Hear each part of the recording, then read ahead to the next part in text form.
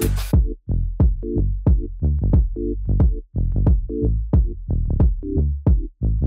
m'appelle Richard Hamelin et je suis directeur des investissements de la verticale Web3 de 50 Partners. Notre mission chez 50 Partners, c'est de venir sélectionner et accompagner les meilleurs entrepreneurs de plusieurs verticales, en l'occurrence de la tech, de l'impact, de la santé et du Web3, sur le long terme au travers de l'expertise et l'expérience de ce qu'on appelle les partners, c'est-à-dire des entrepreneurs à succès de chacun des écosystèmes qu'on adresse. Nous sommes aussi en capacité de pouvoir investir dans les projets qu'on accompagne.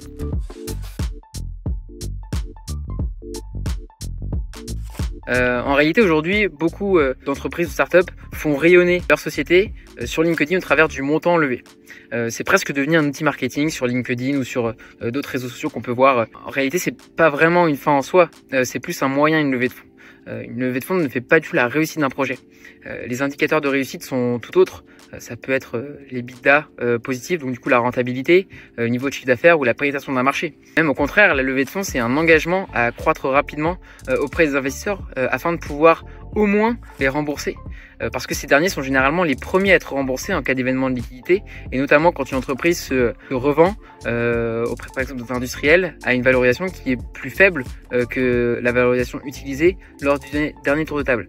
Il est donc super important de s'assurer de l'objectif d'une levée de fonds avant de l'envisager et de s'assurer qu'elle a vraiment une utilité parce que c'est des contraintes en plus, notamment auprès des investisseurs.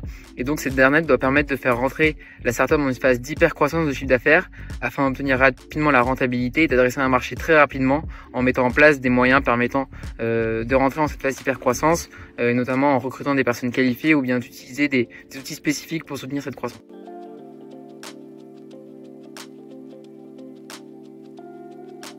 Principalement, le premier point, c'est l'équipe. C'est ce qu'il y a de plus important, notamment certains caractères clés, notamment la complémentarité de cette dernière, la capacité à travailler ensemble, l'expertise sur toutes les compétences clés, ou l'alignement et la résilience. Sur le marché, évidemment, on regarde aussi tout ça.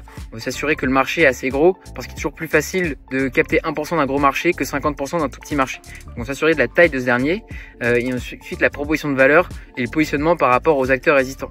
On regarde bien évidemment aussi les business models, les tractions, la concurrence, la tech fondamentalement et l'organisation de la boîte.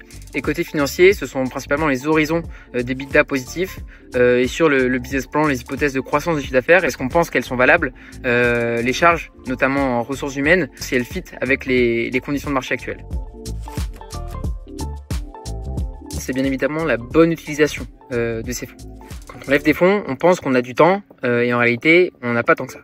C'est donc très important de pouvoir rationaliser les dépenses et de pouvoir allouer cet argent aux postes de dépenses qui ont un vrai impact sur la croissance de l'activité et donc sur par exemple des dépenses marketing sur lesquelles on a des convictions qu'elles auront un impact du coup en termes de chiffre d'affaires et le piège c'est de venir dépenser beaucoup de cet argent sur des postes de dépenses qui n'auront pas beaucoup d'impact parce qu'il faut garder en tête que une levée de fonds on appelle souvent une suivante et pour assurer ce tour de table il faudra généralement pouvoir soutenir et défendre des KPIs intéressants et tractions suffisantes pour convaincre de nouveaux investisseurs.